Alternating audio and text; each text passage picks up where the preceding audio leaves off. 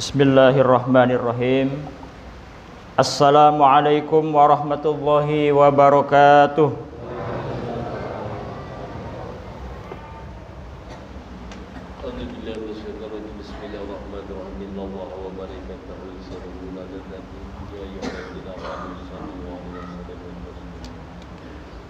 Allahu Akbar, Allahu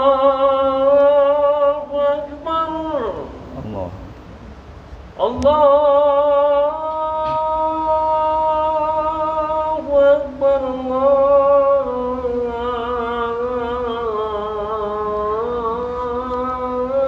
Allahu Akbar.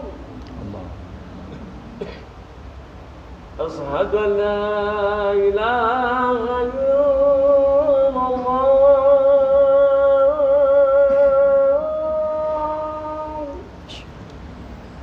Asyhadu an la ilaha illallah.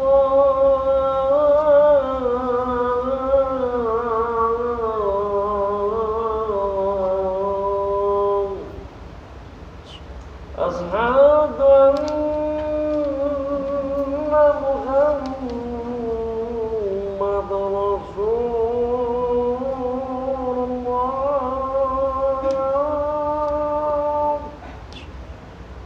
Asyhadu anna Muhammadar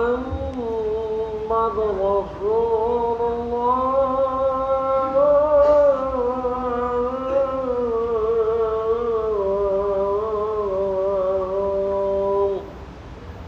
Hayya 'alas shalah.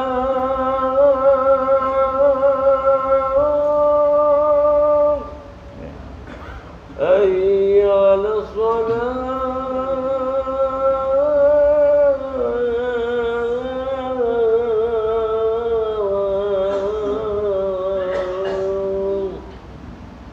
Hayya 'alal falah.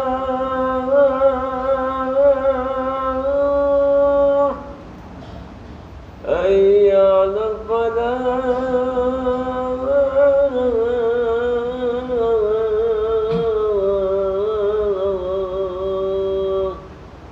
Allahu Akbar, Allahu Akbar. La ilaha illallah. Allahumma as-salatul qaimah bi syukur Muhammadin wa salatul fadilah wa sarfu jazana la rabbi ma sallallahu Muhammadin wa ta'ala la tawfiqul du'a.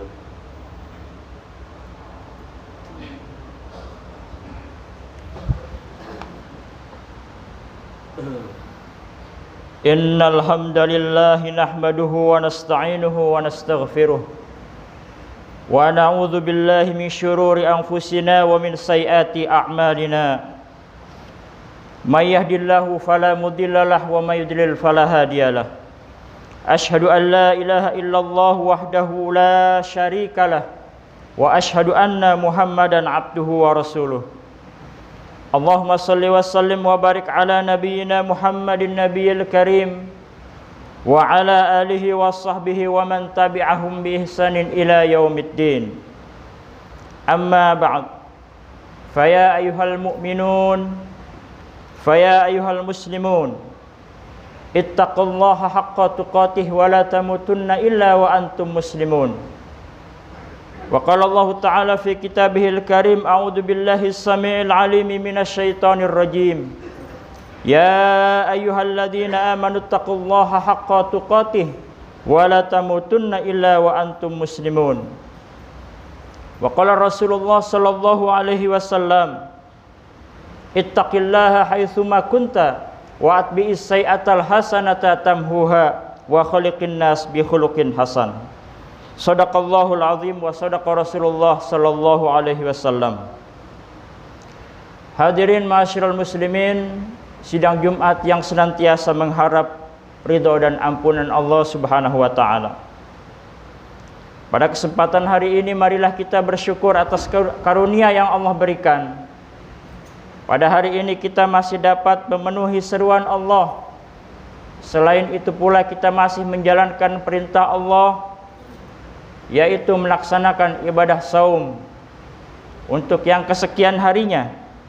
Mudah-mudahan Allah Subhanahu wa taala memberikan kekuatan iman kepada kita sehingga kita dalam menjalankan perintah Allah Subhanahu wa taala bisa terlaksana dengan baik. Salawat dan salam semoga senantiasa tercurah atas Nabi Muhammad Rasulullah sallallahu alaihi wasallam.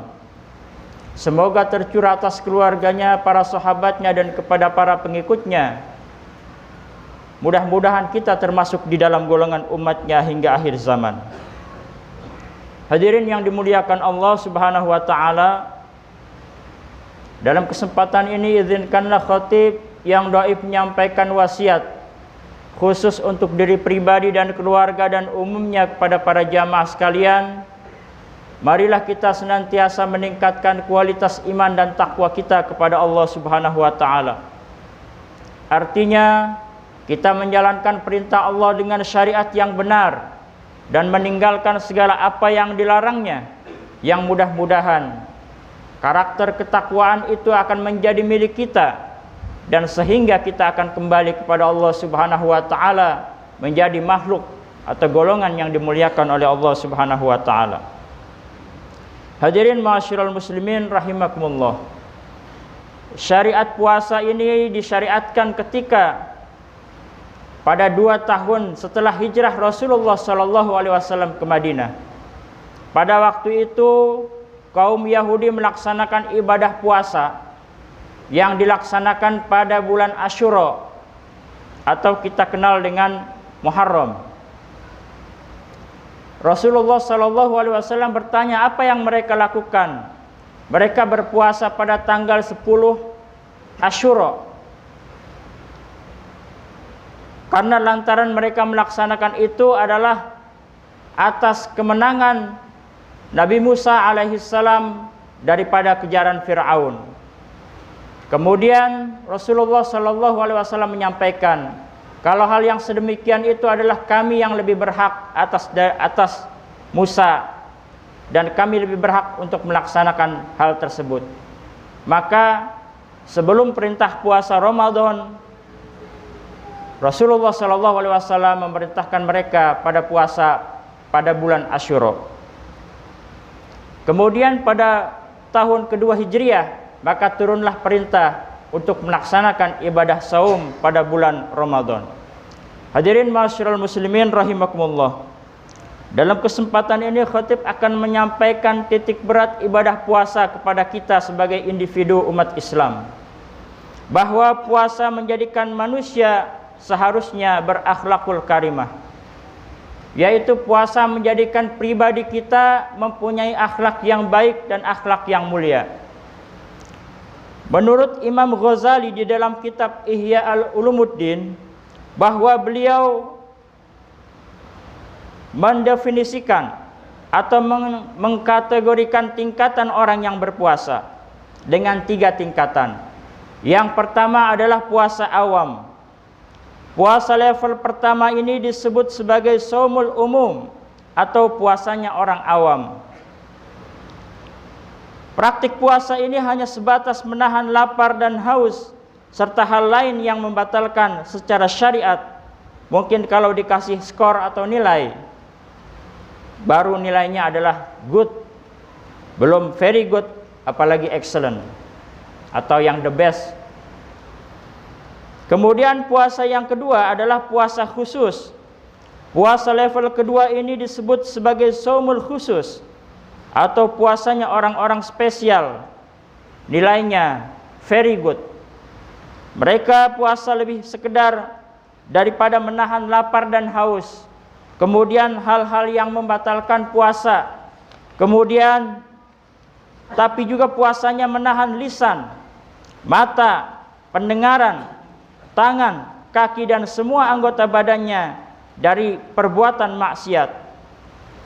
Mulutnya bukan sekedar menahan diri daripada mengunyah, tapi juga menahan diri daripada menggunjing, gosip, apalagi memfitnah. Mungkin kalau bahasa sekarang diterjemahkan dengan jari jemarinya, menahan diri daripada menyebarkan berita-berita hoax. Golongan ini adalah golongan termasuk orang-orang yang soleh. Kemudian yang ketiga, menurut Imam Ghazali, puasa orang yang super khusus. Ini level paling tinggi disebut puasa shaumul khususil khusus. Nilainya adalah excellent atau terbaik. Bukan sekedar menahan diri daripada maksiat, menyampingkan urusan dunia, tidak ragu dengan urusan akhirat, selalu ingat Allah dan tidak boleh di dalam hatinya terbesit selain Allah Subhanahu wa taala. Puasa kategori ini adalah puasanya seperti para nabi, para siddiqin, dan para muqarrabin. Lantas apa hubungannya puasa dengan akhlak? Dari keterangan di atas dapat kita simpulkan bahwa tingkat peranan puasa sangat ampuh untuk menjadikan akhlak manusia menjadi baik. Sebagaimana banyak contoh disampaikan oleh Rasulullah sallallahu alaihi wasallam di dalam banyak hadis. Di antaranya adalah laisa siyamu minal akli wasyurbi, innamas siyamu minal lagwi warrafas. Bukanlah puasa itu hanya sekedar makan minum, tetapi puasa juga menahan diri dari perkataan-perkataan kotor dan caci maki. Orang yang senantiasa mengucapkan kata-kata cacian dan makian, kemudian kata-kata kotor, berarti pikiran otaknya adalah belum berakhlakul karimah. Kemudian Rasulullah sallallahu alaihi wasallam bersabda, "Asyamu junnatun malam yakriqha bikadzbin au binamimatin." Puasa adalah perisai atau benteng, membentengi individu yang melaksanakan ibadah puasa selama ia belum dirobek dengan dusta dan mengumpat. Berarti kalau pribadi itu masih senantiasa mengumpat atau berdusta, berbohong, maka dalam dirinya belum berakhlakul karimah. Selain itu juga, puasa adalah ibadah yang khusus, hanya Dia dan Allah yang tahu. Sebagaimana Rasulullah sallallahu alaihi wasallam menyatakan, "Kullu amal ibni Adam lahu illa siyam." Tiap-tiap amalan daripada Bani Adam, anak cucu Adam adalah baginya, illa siyam, kecuali puasa. Fa innahu li wa ana ajzibih. Maka sesungguhnya puasa adalah untukku dan akulah yang akan memberikan balasannya. Hadis riwayat Bukhari. Jadi ketika amalan puasa hanya Dia dan Allah yang Maha tahu, di sanalah letak kejujuran pribadi yang menjadi efek bekalnya ketika dia berhubungan dengan orang banyak atau disebut dengan hablum minan nas, sehingga timbullah pribadi yang hati-hati dalam berkata, hati-hati dalam bergaul, hati-hati dalam berpikir, dan hati-hati dalam melaksanakan segala aktivitas ibadah. Hadirin ma'asyiral muslimin rahimakumullah. Lantas sudah berada di posisi manakah tingkatan puasa kita? Upaya Imam Ghazali mengklasifikasikan orang berpuasa ke dalam 3 level tersebut tidak lain tujuannya adalah agar kita yang setiap tahun berpuasa Ramadan bisa menempati tangga yang lebih tinggi dalam kualitas ibadah, sehingga tujuan berpuasa tercapai, yaitu menjadi insan muttaqin, orang yang bertakwa, sehingga lepas dari Ramadan diampuni segala dosa kita, bersih bagaikan bayi yang baru dilahirkan, sebagaimana Rasulullah sallallahu alaihi wasallam bersabda, "Syahrul Ramadan syahru kataballahu alaikum siyamah fasanantu lakum qiyamah faman shamahu wa qamahu aimanan wahtisaban kharaja min dunubihi kayaumi waladathu ummuh." Bahwa bulan Ramadan adalah bulan yang Allah telah mewajibkan atas kalian berpuasa, dan aku mensyariatkan bagimu ibadah pada malam harinya. Maka barang siapa yang berpuasa dalam bulan Ramadan dan beribadah di malam harinya karena iman dan menghadap ridha Allah Subhanahu wa taala, keluarlah ia dari dosa-dosanya sebagaimana seorang bayi yang baru lahir dari perut ibunya. Hadis riwayat Ibnu Majah Al-Baihaqi. Hadirin masyiral muslimin rahimakumullah. Sebagai kesimpulan daripada penutup khutbah ini adalah puasa Ramadan yang kita laksanakan ini adalah merupakan kesempatan amalan ibadah yang luar biasa yang diberikan oleh Allah Subhanahu wa taala. Kalau 2 bulan yang lalu kita bermohon kepada Allah, Allahumma barik lana fi Rajaban wa Sya'bana. Ya Allah, berkahilah hidup kami di dalam bulan Rajab dan bulan Sya'ban. Kemudian wa balighna fi Ramadan, dan sampaikanlah umur kami di dalam bulan Ramadan.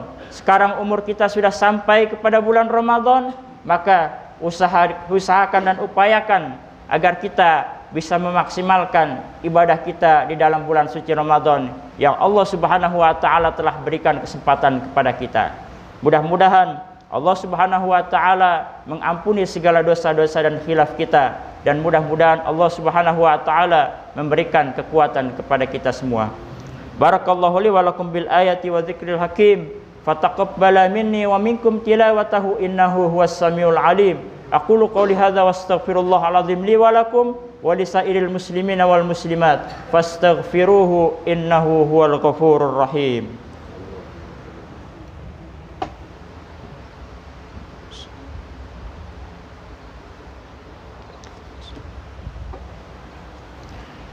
Alhamdulillahilladzi hadana li hadza wa ma kunna linahtadiya laula an hadanallah. Asyhadu an la ilaha illallah wahdahu la syarikalah wa asyhadu anna Muhammadan abduhu wa rasuluh.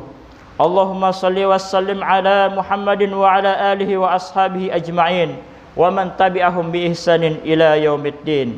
Amma ba'd, fa ya ibadallah, usikum wa nafsi bittaqwallah faqad fazal muttaqun. Ittaqullaha haqqa tuqatih wa la tamutunna illa wa antum muslimun. Wa'lamu innallaha wa malaikatahu yusalluna 'alan nabi. Ya ayyuhalladzina amanu sallu 'alaihi wa sallimu taslima. Hadirin masyiral muslimin rahimakumullah. Dalam khutbah yang kedua ini marilah kita berdoa bermunajat kepada Allah Subhanahu wa taala agar Allah Subhanahu wa taala memberikan keberkahan, agar Allah Subhanahu wa taala menguatkan hidup kita, memberikan kekuatan iman dan Islam, memberikan kemudahan dalam segala urusan, dan Allah Subhanahu wa taala memberikan pertolongan atas segala kesulitan-kesulitan kita. Allahumma shalli wa sallim ala Muhammad wa ala ali Muhammad. Allahumma ighfiril muslimina wal muslimat wal mu'minina wal mu'minat al ahya'i minhum wal amwat. Allahumma arinal haqqa haqqan warzuqna ittiba'ah wa arinal batila batila warzuqna tinabah. Allahumma ighfir lana wa liwalidayna warhamhum kama rabbayana shighara.